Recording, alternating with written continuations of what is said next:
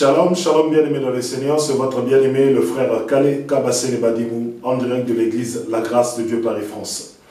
Bien-aimés, je glorifie et je magnifie encore le Père Tout-Puissant, le Père de notre Seigneur Jésus-Christ, d'avoir permis à ce que nous puissions encore nous retrouver ce matin pour ce moment d'enseignement et pour ce moment de prédication. Bien-aimés, vous êtes bien à l'église La Grâce de Dieu Paris-France. Les horaires de culte n'ont pas changé, c'est de 10h à 12h. Et pour tous ceux qui veulent participer avec nous pour un moment de culte, un moment d'adoration, un moment d'enseignement en direct, ils peuvent me contacter dans les liens qui se trouvent dans la description, téléphone et WhatsApp. Bien-aimés, mais avant toute chose, j'aimerais que nous puissions recommander cet instant de la parole entre les mains du Saint-Esprit. Que le Saint-Esprit m'utilise comme un simple instrument. Que ma bouche ne parle pas selon Calais, mais qui parle selon les paroles de Christ. Prions tous au nom de Jésus-Christ. Père éternel, Père Tout-Puissant, nous te rendons grâce en ce dimanche 16 avril 2023. Nous te disons encore merci, nous te rendons grâce pour le souffle de vie. Car sans toi, Père, nous ne sommes rien.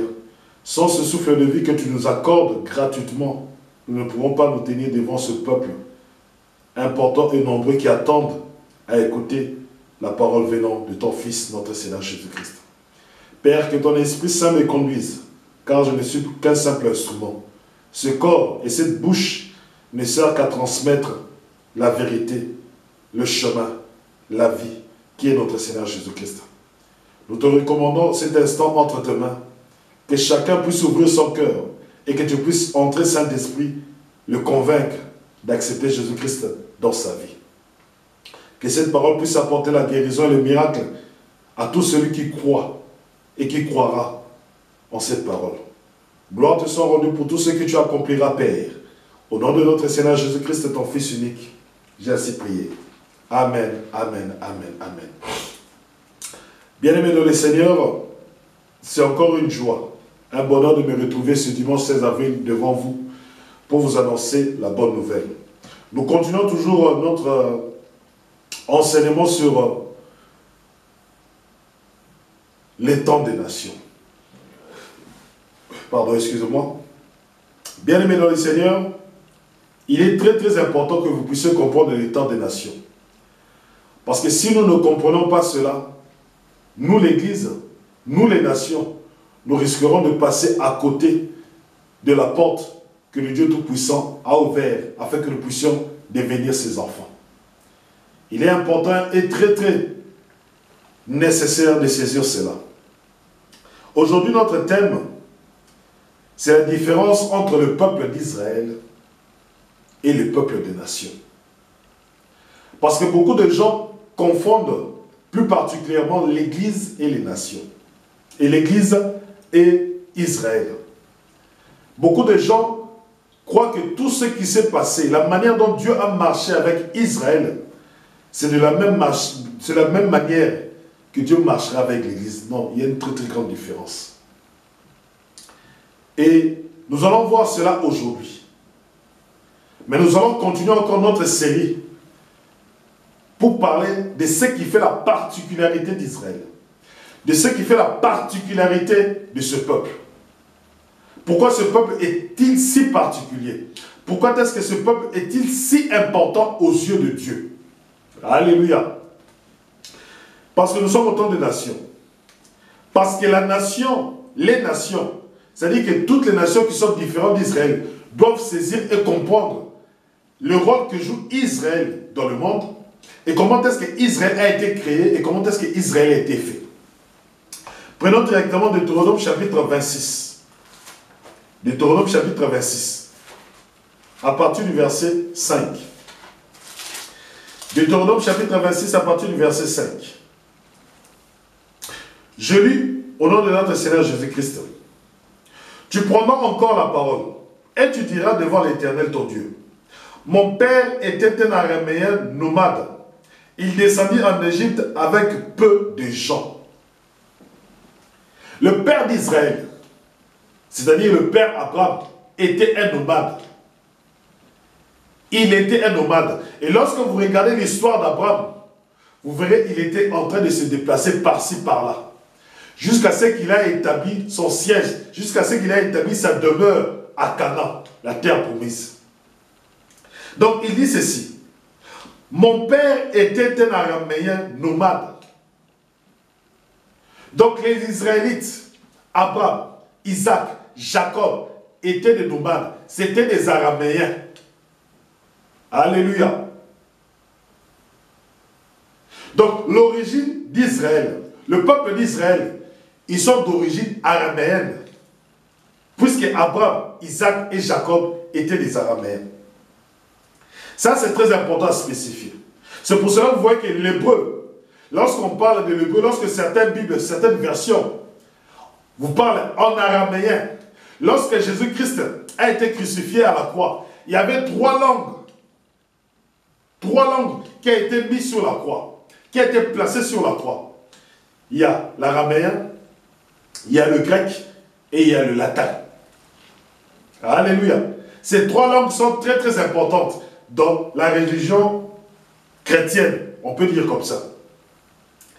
Mais ce qui fait aussi la spécificité d'Israël, c'est quoi? C'est que Israël sont les habitants. Le peuple d'Israël sont les habitants de la terre promise, de la terre sainte. Beaucoup de gens ne saisissent pas Israël par rapport à cette histoire de la terre promise.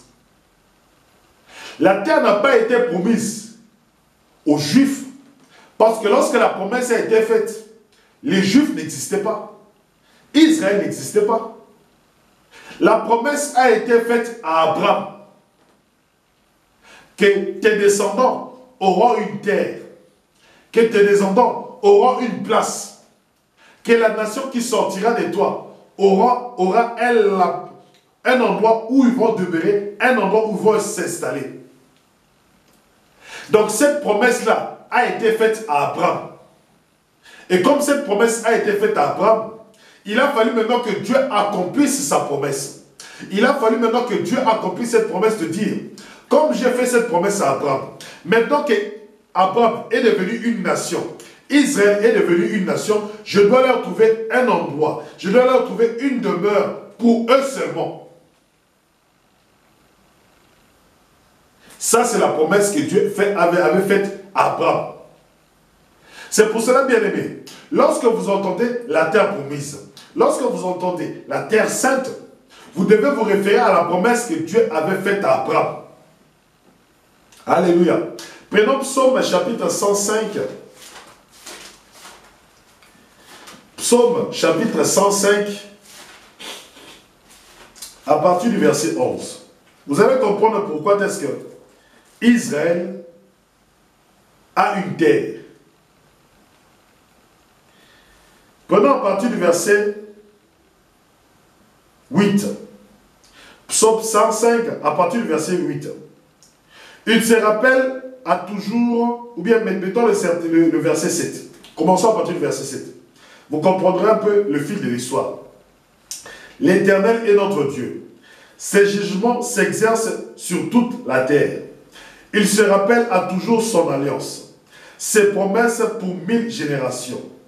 L'alliance qu'il a traitée avec Abraham et le serment qu'il a fait à Isaac.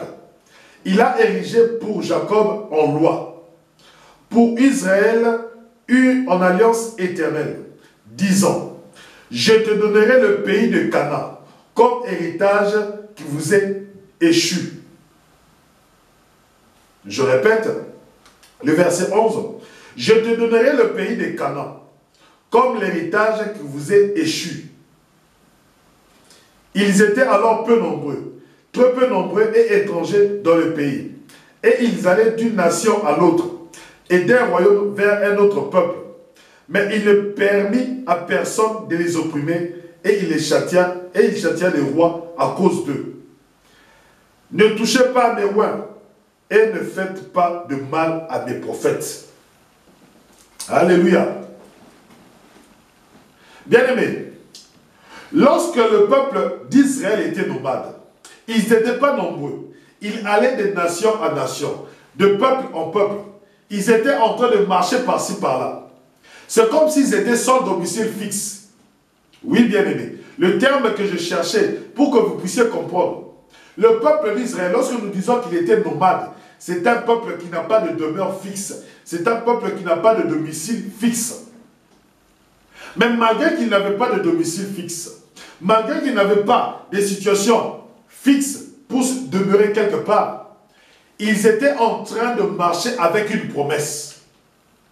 Et cette promesse-là disait ceci, que la nation d'Israël aura une place. La nation d'Israël aura une demeure. Et cette demeure-là sera Canaan. Alléluia. Cette demeure-là sera Canaan. Cette demeure-là sera la terre promise. Cette demeure-là sera la terre sainte. Vous comprenez maintenant pourquoi est-ce qu'Israël est spécial? Israël est le seul peuple que Dieu a donné une terre. Israël est le seul peuple que Dieu a mis comme référence, comme une nation référence pour établir les autres nations tout autour de lui. C'est-à-dire que pour que Dieu puisse partager les nations sur toute la surface de la terre, pour que les Américains puissent avoir leur place, pour que les Africains puissent avoir leur place, pour que les Européens puissent avoir leur place, pour que les Asiatiques, les Chinois, les Russes, ainsi de suite, pour qu'ils puissent avoir leur place. Tout cela s'est fait tout autour d'Israël. Tout cela a été fait tout autour de la nation des Hébreux. Alléluia. Prenez maintenant Deutéronome chapitre 32. C'est là que vous comprendrez que pour que les États-Unis soient là où ils sont, tout cela a été fait en fonction d'Israël. Deutéronome chapitre 32, à partir du verset 8 jusqu'au verset 9. À partir du verset 8 jusqu'au verset 9, le Deutéronome chapitre 32. Je lis au nom de notre Seigneur Jésus-Christ. Comme le Très-Haut donna un héritage aux nations, comme il sépara les enfants des hommes, il fixa les limites de peuple d'après le nombre des enfants d'Israël. Il fixa les limites des nations. Il fixa les limites des pays d'après le nombre des enfants d'Israël. C'est-à-dire que pour fixer la limite des Européens, il le fixa par rapport à Israël. Pour fixer la limite des Africains, il le fixa par rapport à Israël. Pour qu'il puisse fixer la limite des Européens, il le fixa par rapport à Israël. Donc toutes les limites de la terre, toutes les nations que vous voyez, tous les pays que vous voyez, ont été fixés par rapport à Israël. Alléluia. Donc bien aimé, ne pensez pas que les États-Unis est là-bas à cause seulement comme ça par hasard. Non. Ne pensez pas que l'Afrique est dans son par hasard. Non. C'est que Dieu, c'est que l'Éternel nous dit, c'est que son peuple est central à tout. Quand Dieu veut faire quelque chose dans une nation, il regarde son peuple. Quand Dieu veut mettre des limites à une nation, c'est par rapport à son peuple. Quand Dieu veut faire quelque chose en Afrique, c'est par rapport à son peuple. Donc, tout ce que Dieu fait, tout ce qu'il entreprend, c'est toujours par rapport à Israël. C'est toujours par rapport à son peuple. C'est toujours par rapport à la nation d'Israël. Il dit ceci. Quand le Très-Haut donna un héritage aux nations, quand il sépara les enfants des hommes, il fixa les limites de peuple d'après le nombre des enfants d'Israël. D'Israël. Pourquoi? Parce que c'était une promesse faite au père Abraham. Prenons un peu cette promesse. Genèse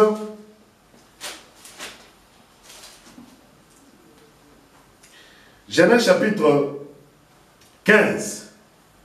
Prenons cela. Prenons cela. À partir du verset 12. Genèse chapitre 15 à partir du verset 12. La promesse que Dieu a faite à Abraham. Au coucher du soleil. Genèse chapitre 15 au verset 12. Au coucher du soleil, un profond sommeil tomba sur Abraham. Et voici une frayeur et une grande obscurité virent l'assaillir. Et l'Éternel dit à Abraham, sache que tes descendants seront étrangers dans un pays qui ne sera point à eux. Ils y seront asservis. Et on les opprimera pendant 400 ans.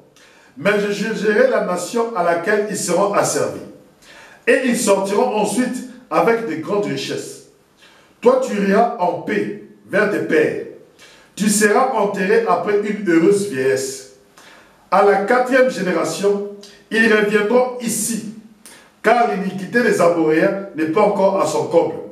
Quand le soleil fut couché, il y eut une obscurité profonde. Et voici, ce fut une fournaise fumante. Et des flammes passèrent entre les animaux partagés.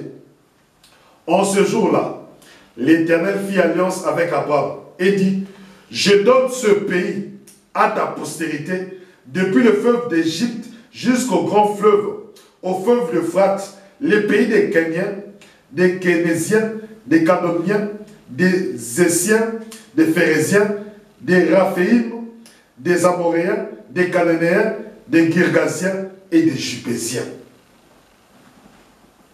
Donc lorsque Dieu a fait la promesse à Abraham, lorsque Dieu a fait alliance avec Abraham, il dit, ton peuple ira en esclavage pendant 400 ans.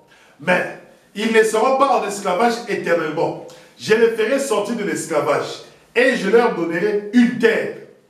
Et Dieu précise, et Dieu donne le contour de cette terre qu'il va donner. Il précise, en ce jour-là, l'Éternel fit alliance avec Abraham et dit, je donne ce pays à ta postérité, depuis le fleuve d'Égypte jusqu'au grand fleuve, au fleuve d'Euphrate. Il précise les pays des Kéniens, des Kénésiens, des Cadoniens, ainsi de suite. Donc, Dieu a fixé les limites d'Israël. Dieu a fixé les limites de la nation d'Israël. Dieu a fixé les limites du pays d'Israël. C'est lui-même qui s'en charge. C'est lui qui donne cette promesse et c'est lui qui doit l'accomplir. Alléluia. C'est pour cela, bien-aimés, ne confondez pas les nations avec Israël. Israël est propre à Dieu. Israël a un seul Dieu, c'est l'Éternel, le Dieu d'Abraham, le Dieu d'Isaac, le Dieu de Jacob. Israël n'a pas un autre Dieu. C'est pour cela que vous devez faire très attention. Lorsque vous touchez Israël, vous devez faire très attention. Lorsque vous voulez faire quelque chose à Israël. Parce que Israël, son Dieu ne dort pas. Son Dieu veille matin, midi et soir sur lui. Israël, le Dieu d'Israël, il veille matin, midi et soir sur lui. Et je vais aussi en profiter. Ce n'est pas parce que nous sommes l'Église que nous devons négliger le peuple d'Israël. Ce n'est pas parce que nous sommes l'Église que nous devons mépriser le peuple d'Israël. Non, bien-aimés. Je vous expliquerai dans les vidéos à venir quelle est la différence entre Israël et l'Église. Mais bien aimé, continuons toujours dans la spécificité d'Israël. Qu'est-ce qui fait la différence avec Israël? Entre les nations et Israël. La différence est grande.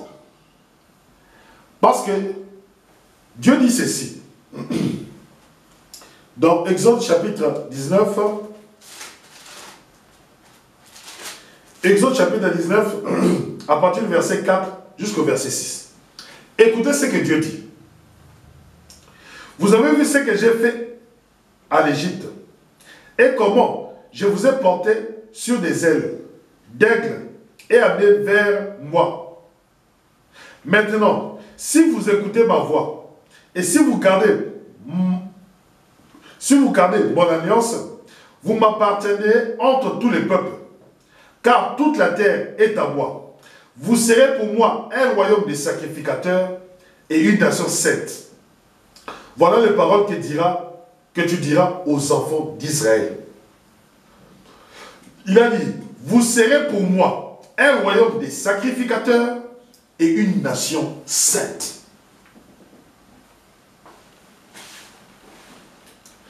Israël est le seul peuple qui soit un royaume de sacrificateurs. C'est-à-dire qu'au niveau du culte, C'est le seul peuple qui connaisse comment adorer Dieu. C'est le seul peuple qui reçoit, qui sait comment est-ce que Dieu veut être adoré. C'est le seul peuple qui peut s'approcher de Dieu. C'est le seul peuple qui peut sacrifier les sacrifices pour Dieu. Je répète, pour que vous puissiez me saisir comme il se doit. Israël est le seul peuple qui peut rendre un culte au Dieu véritable. Il est le seul peuple qui peut rendre un culte au Dieu d'Abraham, au Dieu d'Isaac, au Dieu de Jacob. Il est le seul peuple qui peut sacrifier des animaux au Dieu véritable. Il est le seul peuple qui peut s'approcher de Dieu. Il est le seul peuple qui est saint devant Dieu. Je répète, il est le seul peuple qui est saint devant Dieu. Les Congolais ne sont pas saints devant Dieu. Les Américains ne sont pas saints devant Dieu. Les Européens ne sont pas saints devant Dieu. Mais le peuple d'Israël est le seul peuple qui soit saint devant Dieu. Vous me direz, frère Calais, tu es dur, hein? Non, je ne suis pas dur. C'est Dieu qui a fait son choix. C'est Dieu qui a fait son choix. C'est Dieu qui a fait son choix. Il a choisi Israël. Vous verrez même que dans le comportement que le peuple d'Israël a et le comportement des nations, ce sont des comportements qui diffèrent. Ce sont des comportements qui diffèrent. Parce qu'Israël est un peuple qui est saint. Regardez maintenant comment est-ce que les nations se comportent. Alléluia. Lévitique chapitre 18. Regardez les habitudes des nations. Regardez la manière des nations. Lévitique chapitre 18, à partir du premier verset. Vous allez voir la grande différence. Pourquoi est-ce que Dieu appelle les autres nations? Pourquoi est-ce que Dieu appelle Israël son peuple? Pourquoi Dieu dit qu'Israël est un peuple saint pour lui? Pourquoi Dieu ne dit pas que les nations sont des nations saintes devant lui? Lévitique chapitre 18 à partir du premier verset. Je lis au nom de notre Seigneur Jésus-Christ. L'Éternel parla à Moïse et dit, parle aux enfants d'Israël. Tu leur diras, je suis l'Éternel votre Dieu. Vous ne ferez point ce qui s'est fait dans les pays d'Égypte, où vous avez habité. Et vous ne ferez point ce qui s'est fait dans les pays des Canaan, où je vous mène. Alléluia. Il dit, vous ne ferez pas ce que les enfants de Canaan font. Vous ne ferez pas ce que les enfants de Canaan font, ce que les fils et les filles de Canaan font, ce que le peuple de Canaan font. Vous ne le ferez pas. Écoute, vous ne suivrez point leurs usages. C'est-à-dire, vous ne suivrez point leur manière de vivre. Vous ne suivrez point leur manière de faire. Vous ne suivrez point leur manière d'agir. Nous continuons. Vous pratiquerez mes ordonnances et vous observerez mes lois. Vous les suivrez. Je suis l'Éternel, votre Dieu. Vous observerez mes lois et mes ordonnances. L'homme qui les mettra en pratique vivra par elles. Je suis l'Éternel. Maintenant, écoutez ce que les nations font. Écoutez ce que les nations font. Écoutez et comprenez pourquoi est-ce que Dieu ne dit pas que les nations sont saintes devant lui. Pourquoi est-ce que Dieu dit que c'est seulement Israël qui est une nation sainte devant lui? Et regardez et voyez comment est-ce que les pratiques des nations sont. Nul de vous ne s'approchera de sa parenté pour découvrir sa nudité. Je suis l'Éternel. Tu ne découvriras point la nudité de ton père, ni la nudité de ta mère. C'est ta mère. Tu ne découvriras point sa nudité. Tu ne découvriras point la nudité de la femme de ton père. C'est la nudité de ton père. Tu ne découvriras point la nudité de ta sœur, fille de ton père ou fille de ta mère, née dans la maison ou née hors de la maison. Tu ne découvriras point la nudité de la fille de ton fils ou de la fille de ta fille, car c'est ta nudité. Tu ne découvriras point la nudité de la fille de la femme de ton père, née de ton père, c'est ta sœur. Tu ne découvriras point la nudité de ta sœur, de la sœur de ton père, c'est la proche parenté de ton père. Voilà les pratiques qui se font dans les nations.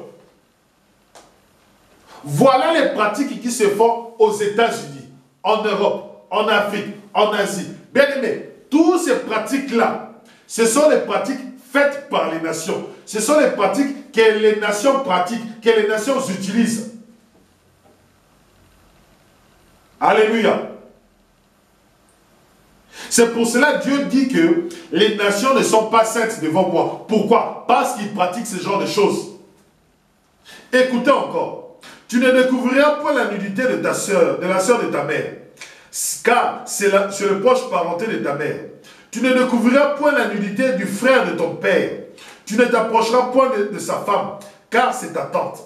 Tu ne découvriras point la nudité de ta belle-fille. C'est la femme de ton fils. Tu ne découvriras point sa nudité. Tu ne découvriras point la nudité de la femme de ton frère. C'est la nudité de ton frère. Tu ne découvriras point la nudité d'une femme et de sa fille. Tu ne prendras point la fille de son fils, ni la fille de sa fille, pour découvrir leur nudité. Ce sont tes proches parentés. C'est un crime. Lorsque je vous parle de tout ça, Africains, est-ce que vous ne reconnaissez pas que ces pratiques sont en Afrique? Lorsque je vous parle de toutes ces pratiques, Américains, ne reconnaissez-vous pas que toutes ces pratiques sont aux États-Unis? Lorsque je vous parle de toutes ces pratiques, ne savez-vous pas que ces pratiques sont aussi en Europe?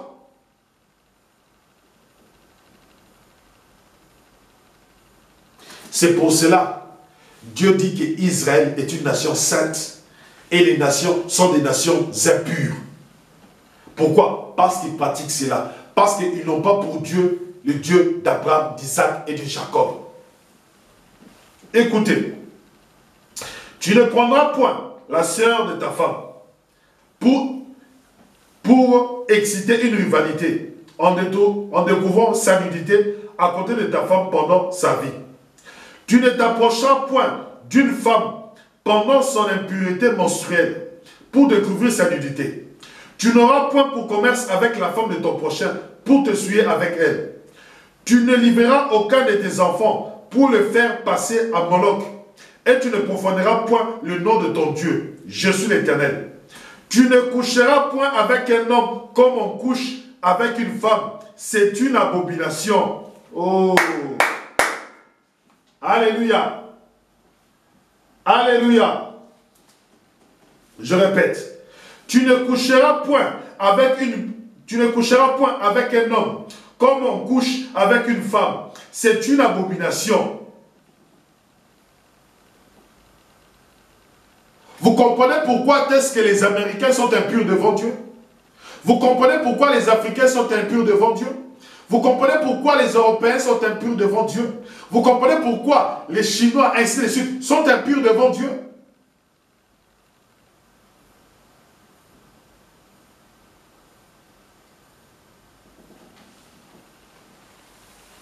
La seule nation sainte, c'est Israël.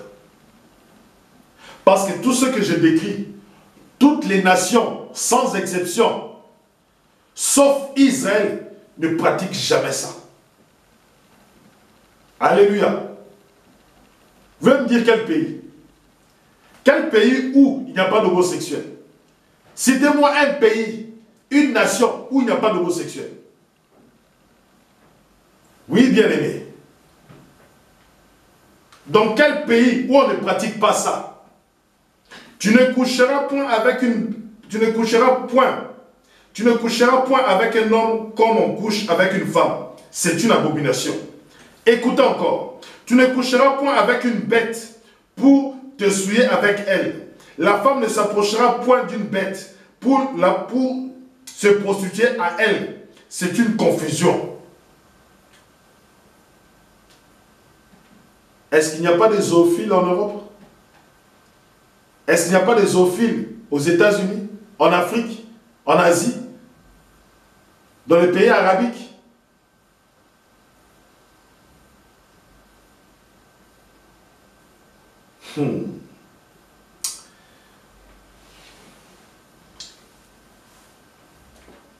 Les enfants d'Israël ne pratiquent pas ça. Les enfants d'Israël ne pratiquent pas ça. Ils ne le pratiquent pas. C'est pour cela qu'Israël est une nation sainte.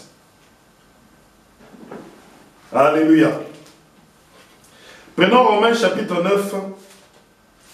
On va clôturer par cela. Romains chapitre 9,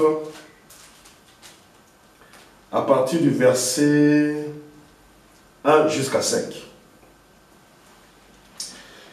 Je dis la vérité en Christ, je ne mens point. Ma conscience m'en rend témoignage par le Saint-Esprit. J'éprouve une grande tristesse et j'ai dans le cœur un chagrin continu. Car je ne voudrais moi-même être anathème et séparé de Christ pour mes frères, mes parents selon la chair, qui sont israélites, à qui appartient l'adoption, la gloire, les alliances, la loi, le culte, les promesses et les patriarches. Bien-aimés, Israël est la seule nation vers qui Dieu a conclu une alliance.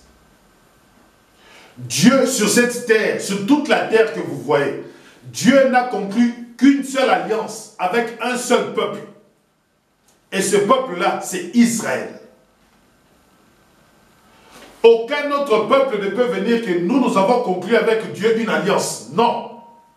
Le seul peuple qui a conclu une alliance avec le Dieu d'Abraham, le Dieu d'Isaac, le Dieu de Jacob, le tout-puissant Saint d'Israël, c'est le peuple d'Israël. Bien-aimé, il n'y a pas à discuter dessus. Même nous qui sommes chrétiens, nous servons le Dieu des Juifs. Puisque Jésus-Christ a dit, le salut vient des Juifs. Le salut de l'humanité vient des Juifs. Nous, nous sommes sauvés, non pas par nous, mais à travers les Juifs. Nous sommes sauvés comme chrétiens dans les nations. Nous sommes sauvés. L'Église est sauvée à travers Israël.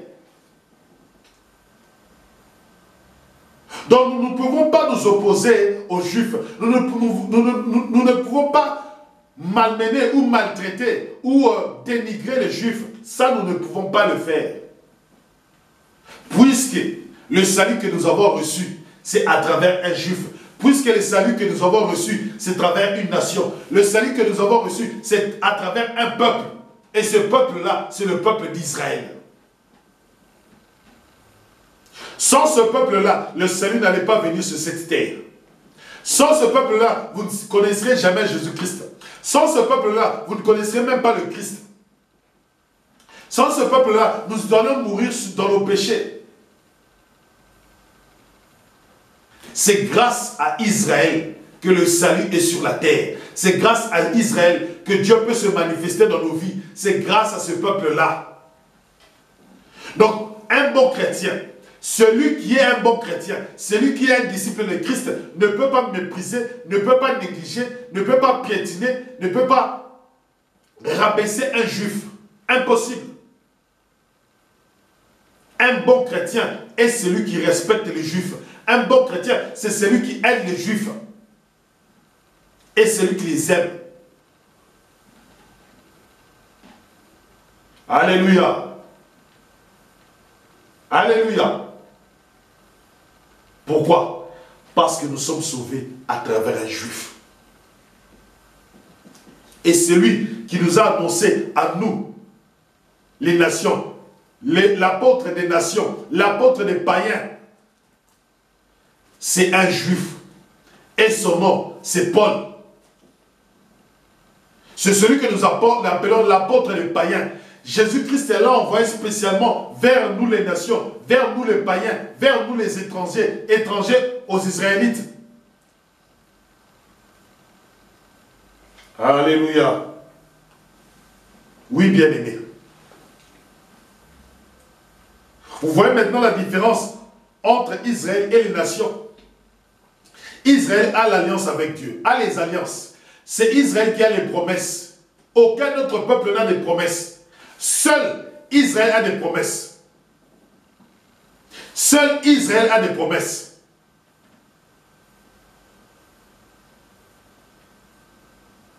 La loi, c'est Israël qui l'a. C'est Moïse qui est venu avec la loi. Israël a un médiateur. Israël a un souverain sacrificateur. Israël a des bergers. Israël a un roi.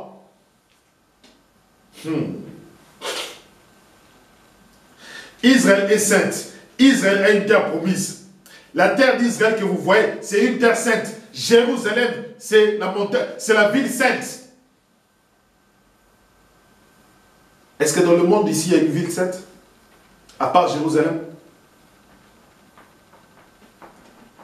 La seule ville sainte qui reconnaît Dieu, c'est Jérusalem. Jérusalem. Alors, bien-aimé, toi qui m'écoutes, comprends cette différence. Parce que la génération actuelle ne connaît pas Israël. La génération actuelle ne comprend pas Israël. Mais nous qui sommes spirituels, nous qui connaissons le véritable Dieu, il est temps que nous puissions montrer à cette génération que c'est à travers Israël que le salut vient. C'est à travers Israël que la bénédiction vient. C'est à travers Israël que la vie éternelle vient.